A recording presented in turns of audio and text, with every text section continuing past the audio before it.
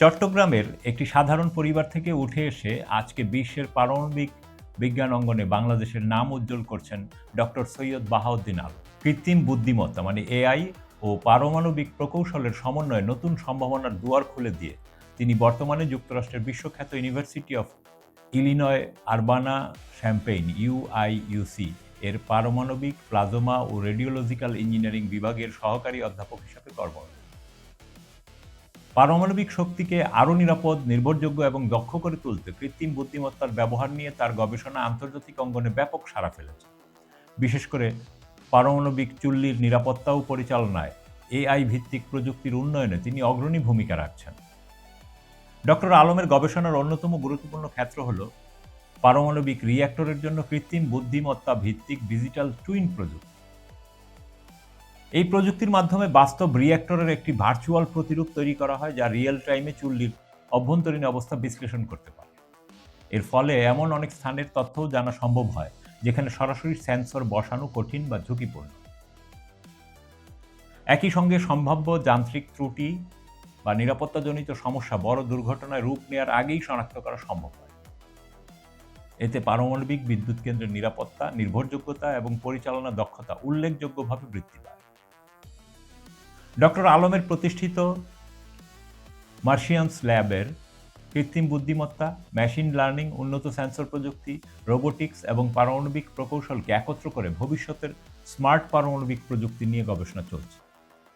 তার নেতৃত্বে গবেষকেরা এমন প্রযুক্তি উদ্ভাবনের চেষ্টা করছেন যা ভবিষ্যতের পারমাণবিক বিদ্যুৎ কেন্দ্রকে আরও নিরাপদ, স্বয়ংক্রিয় এবং ব্যয় সাশ্রয়ী করে তোলে। ডক্টর সৈয়দ বাহাউদ্দিন আলমের গবেষণা ইতিমধ্যে আন্তর্জাতিক পর্যায়ে গুরুত্বপূর্ণ স্বীকৃতি অর্জন করেছে।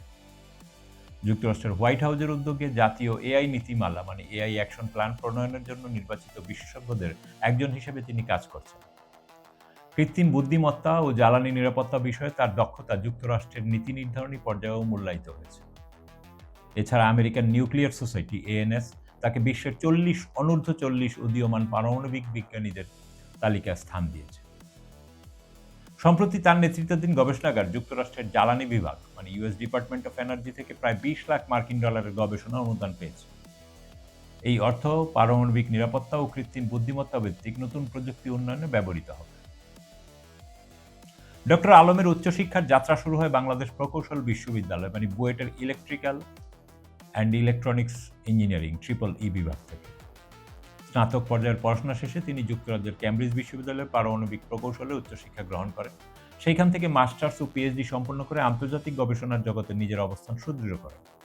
বর্তমানে তিনি বিশ্বের অন্যতম সেরা গবেষণা বিশ্ববিদ্যালয় ইউআইইউসি এ শিক্ষকতা ও গবেষণা করছেন।